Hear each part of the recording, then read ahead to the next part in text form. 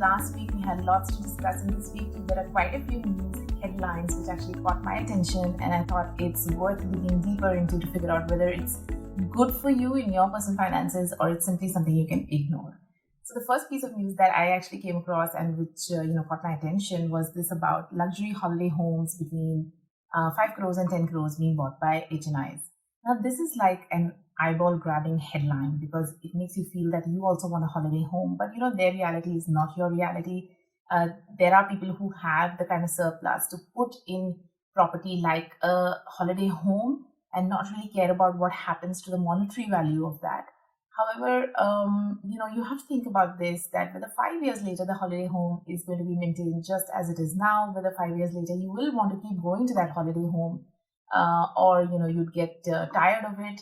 There are so many holiday rentals, Airbnbs, resorts which come at various price points, and it gives you the flexibility to have your holiday anywhere rather than go to that same place again and again. So make a calculated decision. It's really a personal decision, but don't fall for the temptation. Make a calculated decision.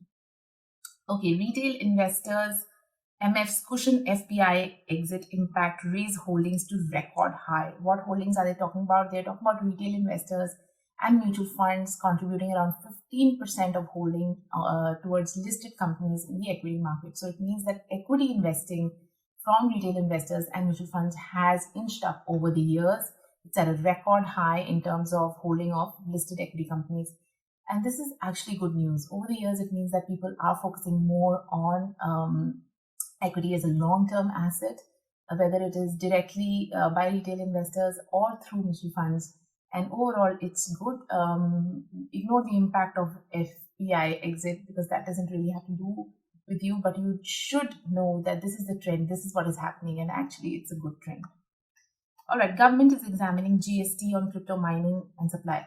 So in the budget last week, the government announced a 30% capital gains tax on crypto virtual asset transactions and also a 1% TDS on the trade value.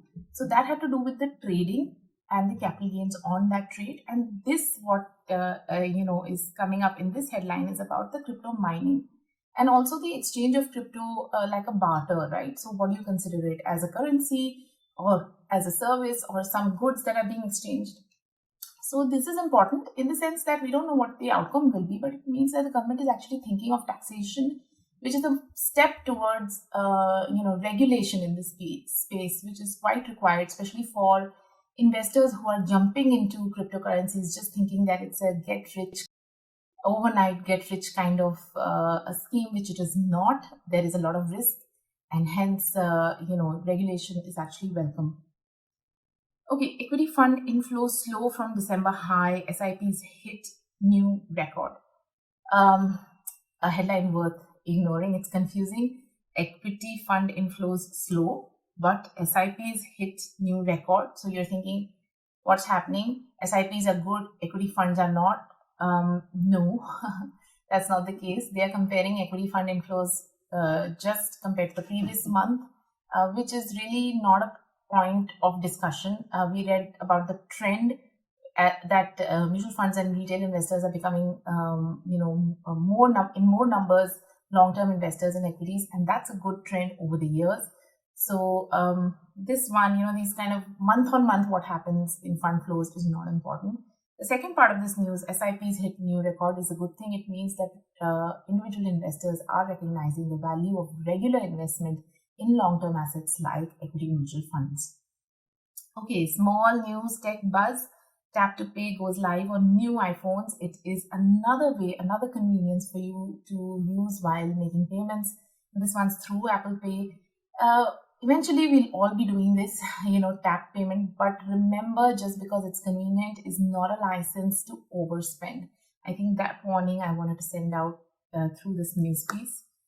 Okay, we also had the monetary policy meet this last week, and the governor has kept all rates unchanged. It means that so far your loan rates, etc., will not change. We spoke about this last week where market experts were expecting a rate hike, and that would have affected your loan rates by, they would have inched higher, but that's not happening for now.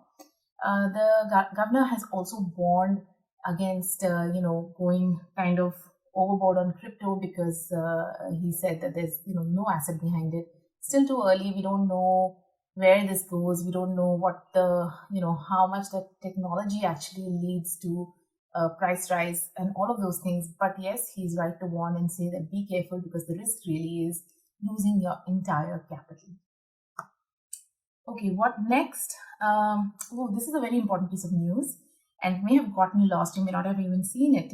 Financial advisors crowdsource an education startup for skill development. There's a company called Network FP, which works with financial advisors, and that's the company that took this initiative and gathered around 2.6 crores from 99 financial advisors who have contributed towards this to building skill and experience and qualification among financial advisors and getting more people to do this.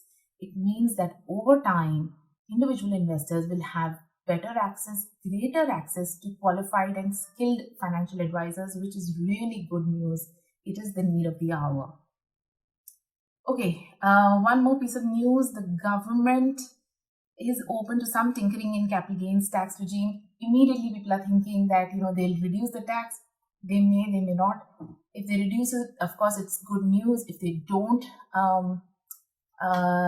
then bad news. But if they do reduce it, there could be an instance that they're increasing tax somewhere else. Government needs tax revenues. So don't get too excited about this news, and it's all in the speculative zone right now. The really important news piece that I want to talk to you about is this headline which went like LIC Jeevan Labh policy. That's the name of a policy. Invest rupees 262 per day to get rupees 20 lakh.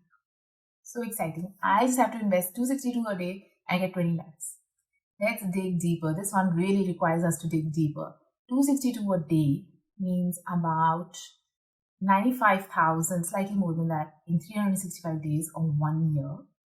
It means roughly around 15.3 lakh rupees in a period of 16 years, which is what you're required to do to invest this for 16 years to get a value of 20 lakhs at the end of 25 years. So 262 rupees a day is correct, but you have to invest this for a period of 16 years every day, which is about 15.3 lakhs. And then you are eligible to get 20 lakhs at the end of 25 years. So what are you really making on this? In a period of 25 years, which is when you get the 20 lakhs, you make around 1% return on this transaction. You're better off not doing anything with your money. Just leave it in the bank.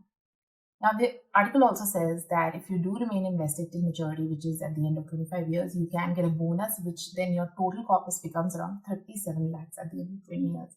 Great. So not 20 lakhs, 37 lakhs. But even with that, the return you make is actually roughly 3.5% a year. It means you're really better off keeping your money in a savings bank account. Don't fall for these kind of headlines. They are really misleading. Make the calculations. It's not hard to do. And then see where this is headed. That's it from me for now. Do stay tuned for the next episode where we sit and decipher all this personal finance news for you, whether it's good, bad, or just worth ignoring. Thank you for watching.